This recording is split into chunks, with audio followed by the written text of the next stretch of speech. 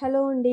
మనకి ఒక్కొక్కసారి బ్రేక్‌ఫాస్ట్‌లో దోసకి పచ్చడి చేయడానికి అస్సలు టైం ఉండదు. అలాంటి సిట్యుయేషన్‌లో మనం ఇన్‌స్టాంట్‌గా ఇలా చేసుకోవచ్చు. ఇది కోల్డ్ టైంలో కూడా చాలా బాగా పనిచేస్తుందండి. ఇక్కడ మనకు కావాల్సినయి ఆనియన్, కొత్తిమీర, ఇంట్లో ఏదో ఒక పికిల్ ఎలాగో ఇంట్లో అందరికీ పికిల్ ఏదో ఒక పికిల్ ఉండే ఉంటది.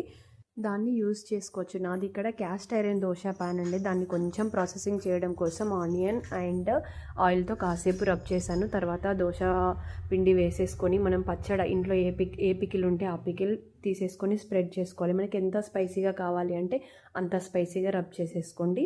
చేసుకున్నాక దానిపైన ఆనియన్స్ అండ్ కొత్తిమీర 2 వేసేసి కాసేపు మగ్గనివ్వండి. నేనైతే దోశని కంపల్సరీగా ఫ్లిప్ చేసుకుంటానండి. ఎందుకంటే నాకు ఆనియన్స్ అలా రాగా తినడం కంటే కొంచెం మగ్గితే చాలా బాగా టేస్టీగా ఉంటుంది.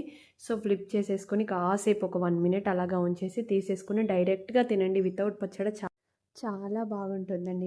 మీరు అనుకుంటారు డైరెక్ట్ పచ్చడితో పెట్టేసుకోవచ్చు కదా అని. కాకపోతే దానికి దీనికి చాలా డిఫరెన్స్ ఉంటుందండి. ఒక్కసారి ట్రై చేసి చెప్పండి.